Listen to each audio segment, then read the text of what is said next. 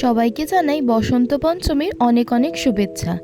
আজ ছিল সানডে আর ভাগ্যবশত আজ আমি ছুটি পেয়ে গেছিলাম। আর তোমরা তো সবাই জানো আমাদের ক্লাবে সানডেতেই পুজোটা হয়েছে। থার্সডে ঠাকুর এনে স্যাটারডে নাইটে আমরা বাজার দোকান সব করেই রেখেছিলাম পুজোর জন্য। তাই আজ সকাল সকাল উঠে স্নান টান সেরে চটপট রেডি হয়ে গেছি, এবার যাব পুজোর জোগাড়গুলো করে নিতে। আমাদের একটাই ঠাকুরমশাই আসার কথা, তাই জন্য 12টা নাগাদ আমি চলে এসেছিলাম পাড়াতে। আর এখানে এসে দেখি পাড়া পুরো খালি, তাই চটপট করে একা হাতেই জোগাড়গুলো সেরে নিচ্ছিলাম। কিন্তু তার মধ্যেই দেখি আগের দিন দশকর্মার দোকানে যে অর্ডারটা দিয়ে এসেছিলাম ওরা এখনও বাড়িতে পৌঁছে দেয়নি। তাই জন্য সবার আগে বললাম ওইটা যেন এনে দেওয়া হয়, কারণ ওটা ছাড়া তো কিছুই গুছিয়ে উঠতে পারছি না।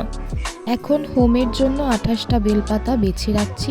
আর এই দেখো, আমি ছাড়া কেউই এখনো এসে পৌঁছায়নি। এখন প্রায় অনেকটাই বড় হয়ে গেছি, তাই সরস্বতী পুজোটা এখন অনেকটাই ফিকে হয়ে গেছে।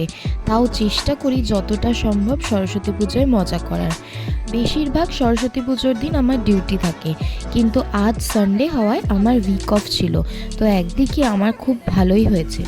আজকে ভেবেছিলাম পুজো সারা হয়ে গেলে একটু স্কুলের দিকে যাব, কিন্তু বুঝে উঠতে পারছিলাম না স্কুলের পুজোটা আজকে না কালকে।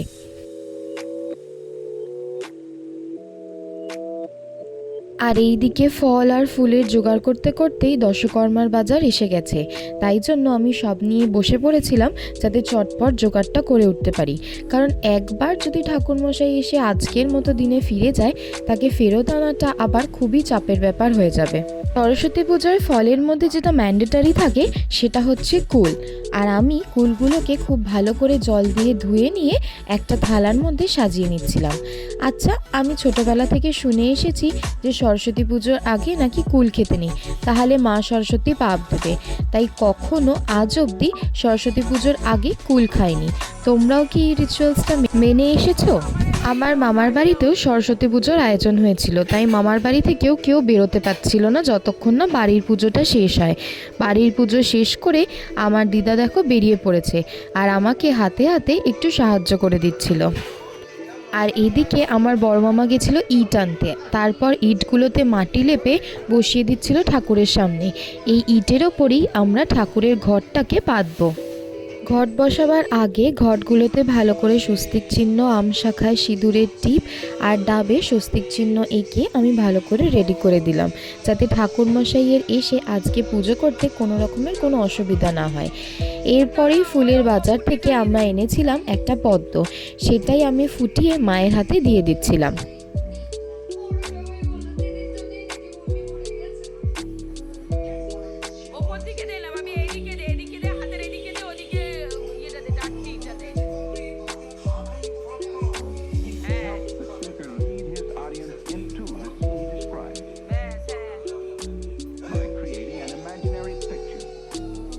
এইসব জোগাড়যন্ত্র কমপ্লিট করতে করতেই পাড়ার সবাই চলে এসেছিল।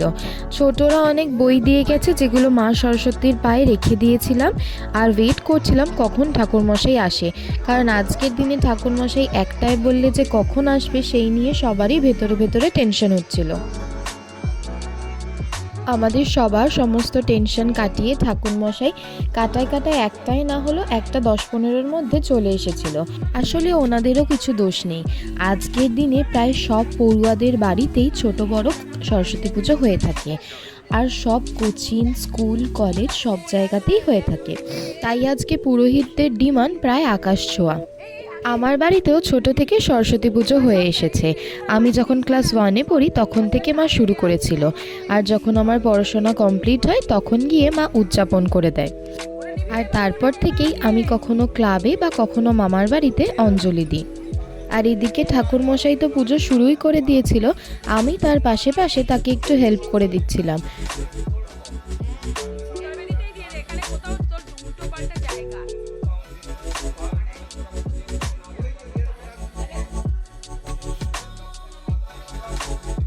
পুজো শুরু হওয়ার পরপরই পাড়ার সবাই চলে এসেছে, এবার অপেক্ষা শুধু অঞ্জলি।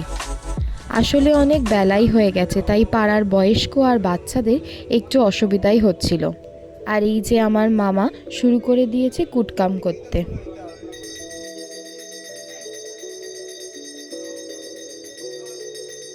এবারে আরতি হওয়ার সময় এসে গেছে, আর আরতির পরই আমরা দিয়ে নেব অঞ্জলি।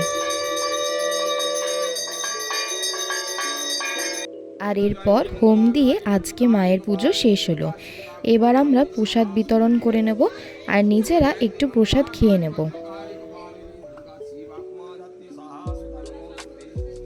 আজকে আমি যে শাড়িটা পরেছিলাম এটা আমার মা দুর্গাপুজোতে কিনেছিল, আর ব্লাউজটা আমার অনেক পুরনোই ব্লাউজ। শাড়ি আর ব্লাউজের সাথে মিলিয়ে দেখলাম অক্সিডাইজের গয়নাগুলোই বেশি ভালো যাচ্ছিল। আচ্ছা তোমরা বলো তো আজ আমার লুকটা কেমন হয়েছিল? পুজো শেষ করে প্রসাদ খেয়ে এবার আমরা লেগে পড়েছিলাম কাজে। মা, সুপ্তিদি, বড়মাইয়া, দিদা এরা করে নিচ্ছিল রাত্রের খাবারের আয়োজন। তোমাদেরকে তো বলেইছিলাম আজকে রাতে আমাদের পাড়ায় ভোগ খাওয়া হবে। লুচি, আলুর দম আর মিষ্টির ব্যবস্থা রয়েছে। আর এই রান্নাগুলো আমরা রাঁধুনি দিয়ে নয়, নিজেরাই আনন্দ করতে করতে করব। তাই তারই ব্যবস্থার জন্য মারা সব আলু ছাড়িয়ে আলু কেটে রাখছিল, আর সাথে দিদা কড়াইশুঁটিগুলো ছাড়িয়ে নিচ্ছিল। এরপর আমরা হাঁসের দলে চলে যাব আজকের ভোগটা খেতে। হাঁসের দল হলো আমাদের পাড়ারই আরেকটা পুজো, যেখানে হয়েছিল সকালবেলা ভোগের আয়োজন। আর ভোগের মধ্যে ছিল পনির, কড়াইশুঁটি দিয়ে খিচুড়ি, আর তার সাথে শাক, আলু, কুমড়ো দিয়ে লাবড়ার চচ্চড়ি। শেষ পাতে ছিল পাঁপড়, আর তার সাথে যেটা ছাড়া সরস্বতী পুজো ইনকমপ্লিট, মানে কুলের চাটনি। এখানে অনেকগুলো ব্যাচ অলরেডি স্টার্ট হয়ে গেছিল, কিন্তু ওই দিকের পুজো মিটিয়ে রাত্রের জোগাড়যন্ত্র সেরে আসতে আমাদের একটু সময় লেগে গেছিলো। তাই এখানে এসে সিট খালি হতেই আমিও বসে পড়েছিলাম খেতে, কারণ আমারও পেয়ে গেছিল জোর খিদে। আর বলে না, ঠাকুরের ভোগ যেমনভাবেই রাঁধো তার স্বাদই আলাদা হয়। খিচুড়ি আর লাবড়ার তরকারিটা সত্যিই অসাধারণ হয়েছিল। আজকের রান্নাটা করেছিল আমাদের পাড়ারই একজন দাদার ক্যাটারিং থেকে। খাওয়া দাওয়া করে এবার চলে যাব একটু রেস্ট নিতে, আর তোমাদের সাথে তার আগে শেয়ার করে নিলাম আজকের পুজোর কয়েকটা ছবি। সকালবেলাটা তো গেল, এবার শুরু হবে বিকেলের তোড়জোড়। সরস্বতী পুজোর বিকেলের তোড়জোড় মানে পার্ট 2 ব্লগ দেখার জন্য অবশ্যই আমার পেজে চোখ রেখো।